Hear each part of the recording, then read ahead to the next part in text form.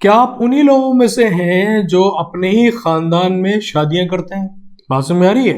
मेरा सवाल है आपसे, क्या आप उन्हीं लोगों में से हैं जो बरादरियां, खानदान और रिलेटिव उसके जिम्रे से बाहर नहीं निकलते? ये सवाल मैंने इस वजह से पूछा है कि नई रिसर्च के मुताबिक जो लोग आपस में शादियां इस तरीके से करते हैं, बरादरी में बहन की बेटी, बहन का बेटा, खानदान में चाचा का बेटा, चाचा की लड़की, ये वगैरह वगैरह, तो याद रहे आप मुख्तलिफ बीमारियों में मुब्तला होने जा रहे हैं। ये वजह है कि एक बार फिर डॉक्टर जाहिद अंसारी आपके सामने मौजूद है एक नई रिसर्च इंफॉर्मेशन के साथ, और साइंटिस्ट ने यह साबित किया है मुख्तलिफ किस्म के जो ब्लड ग्रुप्स हैं, किसी का ब्लड ग्रुप ए है, किसी का बी है, किसी का ए बी है और किसी का ओ है। अब वो चाहे वो ओ पॉजिटिव हो, ए पॉजिटिव हो, बी पॉजिटिव हो, ए नेगेटिव हो, बी नेगेटिव हो, ए बी नेगेटिव हो, ओ नेगेटिव हो, इससे फर्क नहीं पड़ता। फर्क इससे पड़ता है कि ये specific type of blood groups, जिसमें ए बी और ओ। जब साइंटिस्ट ने इस पे रिसर्च की तो पता चला कि भाई ये तो मुख्तलिफ बीमारियां इन ग्रुपों के साथ अटैच हुई हुई है। मतलब किसी का, फॉर एग्जाम्पल समझाने के लिए आपको बता रहा हूं, क्योंकि अलग से ए ग्रुप के अंदर कौन सी बीमारियां अटैच्ड हैं, होंगी ही होंगी। बी ब्लड ग्रुप के लोगों के साथ कौन सी बीमारियां अटैच्ड हैं, होंगी ही होंगी। और ओ ब्लड ग्रुप के लोगों के साथ कौन कौन सी बीमारियां अटैच्ड है, होंगी ही होंगी। इसके ऊपर मैं एक अलग से वीडियो बना चुका हूं, वो टाइम मैं यहां जाया नहीं करूंगा। ये वीडियो सिर्फ ये बताने की जरूरत थी, साइंटिस्ट ने ये इंफॉर्मेशन सक्सेसफुली कंडक्ट कर ली है, जिसमें साबित हुआ है कि मुख्तलिफ किस्म की बीमारियां मुख्तलिफ ब्लड ग्रुप के साथ अटैच्ड है, कि ये बीमारी उनको होगी। अब क्यों हो रही है? बात वही है कि आप अपने सर्कल से बाहर निकल ही नहीं रहे। काफी टाइम पहले मेरे अपनी जवानी के अंदर मेडिकल ग्रेजुएशन के टाइम के ऊपर ये बात ज्यादा आम थी। हर बंदा ये बात कर रहा होता था कि भाई खानदान में शादियां नहीं करो, बीमारियां फैलती हैं। उस टाइम ये बात हम नहीं समझ पाए, लेकिन आज बात समझ में आती है।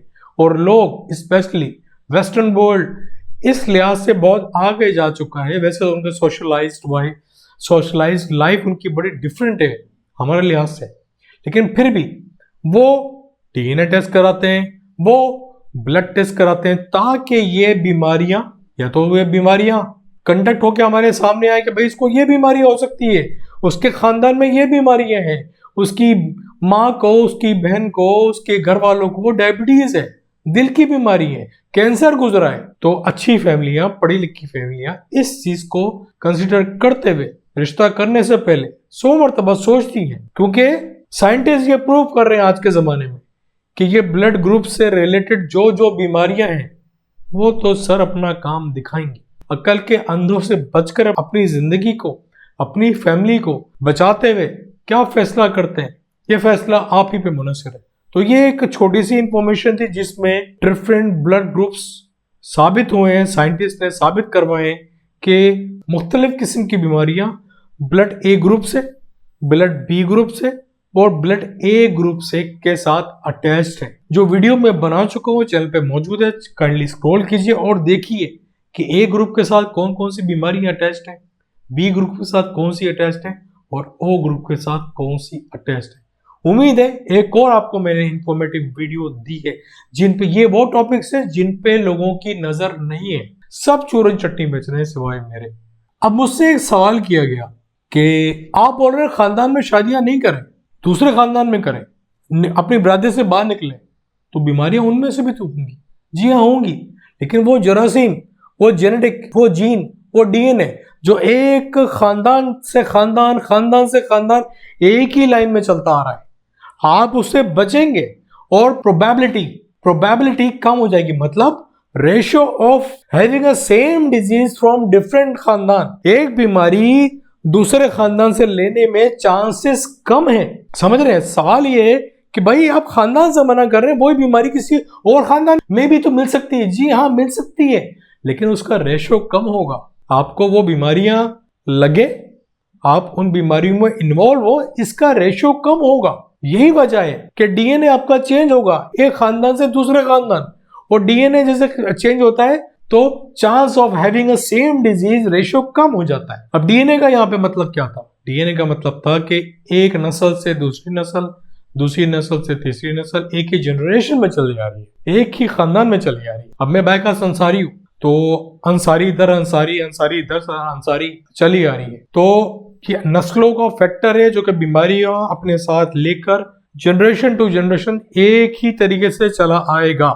लेकिन अगर आप अपनी नस्ल चेंज करते हैं, मतलब खानदान चेंज करते हैं, मतलब जनरेशन चेंज करते हैं, मतलब एक खानदान से दूसरे खानदान ने किसी और फैमिली में कर लिया, मतलब मैंने शेखों में शादी कर ली, तो ये दूसरी नस्ल मेरे डीएनए को इंडक्ट कर रही है। एक मेरा डीएनए और दूसरा शेख साहब का डीएनए, वो जब मिलेगा तो वो एक नई नस्ल को जनरेट करेगा। अब हो सकता है कि उसके खानदान में ये बीमारी हो और मेरे खानदान में ये बीमारी हो, लेकिन अब वो एक सेम ही खानदान की जो बीमारी का रेशियो बहुत ज्यादा होता था, अब ये दूसरे खानदान में शादी करने में ये फायदा होगा कि अगर कोई बीमारी इस अंसारी और शेख खानदान में है तो उसका रेशियो बहुत कम हो जाएगा।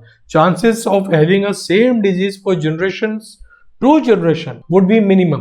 तो ये चांस बहुत कम हो जाएगा। इसका सवाल का जवाब एग्जैक्टली ये है। तो चैनल को सब्सक्राइब कीजिए, अगर पसंद आया है वीडियो तो लाइक कीजिए, और अगर लाइक कर रहे हैं, सब्सक्राइब कर रहे हैं तो बेल आइकन को क्लिक करना नहीं भूलें। मिलते हैं अगले वीडियो में। Thank you very much.